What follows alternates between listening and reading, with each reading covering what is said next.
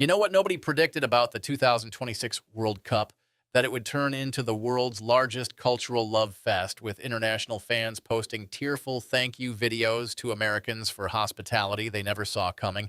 Let's break down what's actually happening on the ground, because this is turning into something way bigger than just soccer. Start with the Scottish Tartan Army in Boston. If you don't know, the Tartan Army is legendary. They're the traveling support for Scotland's national team, and they go everywhere.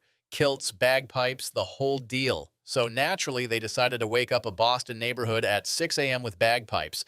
Now, if this happened in most countries, you'd expect complaints, police calls, angry neighbors. But what actually happened?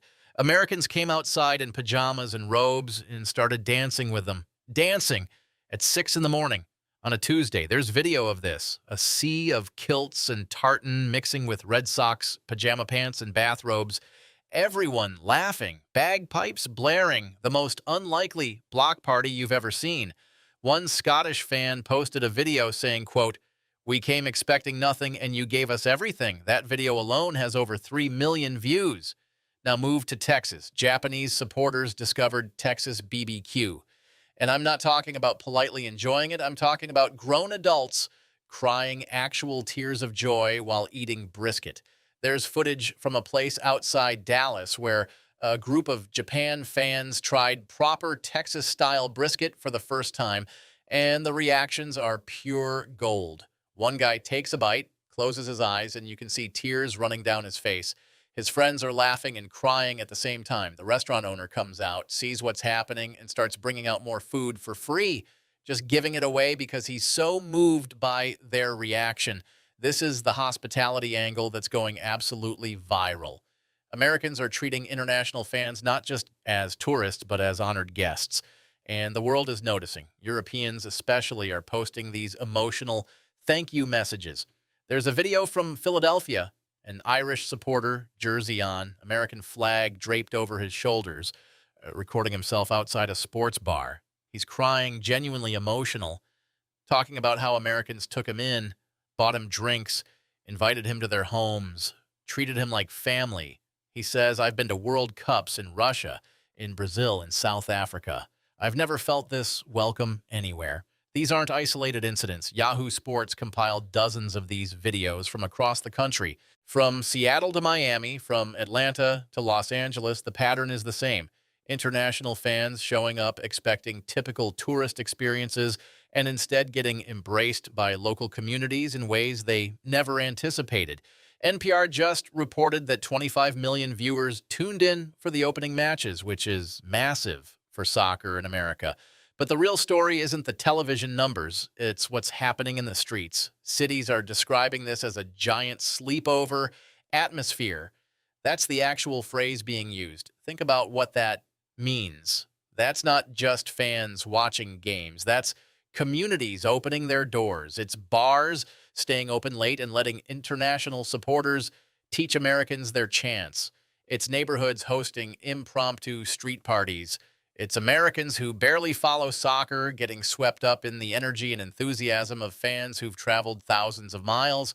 Seattle is a perfect example. The waterfront has turned into this incredible melting pot where you've got Scottish fans mixing with Japanese supporters, mixing with Mexican fans, mixing with Americans, all under the same banners and flags, sharing food and drinks and stories. One video shows a group of German fans teaching Americans a traditional beer-drinking song while Americans teach them country line dancing. It's absurd and beautiful at the same time. This is cultural exchange happening organically, not through some organized program or government initiative, just people connecting over a shared love of the game. Why does this matter? Because it's changing perceptions in real time. For years, the narrative has been that America doesn't care about soccer, that we don't understand the culture, that we're outsiders to the beautiful game. But what's happening is the opposite. America is embracing soccer culture so enthusiastically that fans from traditional soccer nations are overwhelmed by the reception. We're not trying to change soccer to fit American sports culture. We're diving headfirst into their traditions, and they're loving us for it. The hospitality angle is also flipping the script on how the world sees Americans. These fans are going home with stories.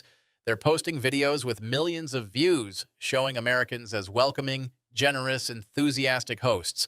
That's soft power you can't buy. That's cultural impact that goes way beyond sports.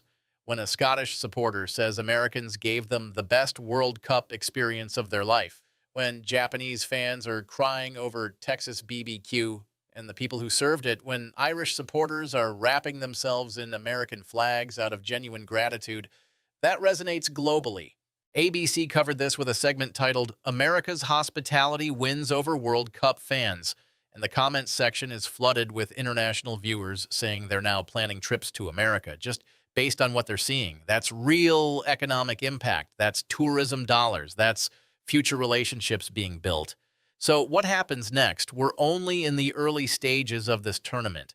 As more international fans arrive, as more of these moments get captured and shared, this narrative is going to grow. American cities are leaning into it too. Philadelphia announced they're organizing fan friendship meetups. Seattle is creating dedicated international supporter zones. Boston is planning bagpipe parades with the Tartan Army. This isn't dying down, it's accelerating. The World Cup is doing something unexpected. It's making America fall in love with global soccer culture while making global soccer culture fall in love with America. And the videos, the tears, the bagpipes at 6 a.m., the crying over brisket, the thank you messages, that's all the proof we need that something special is happening here, something that goes way beyond the final score of any game.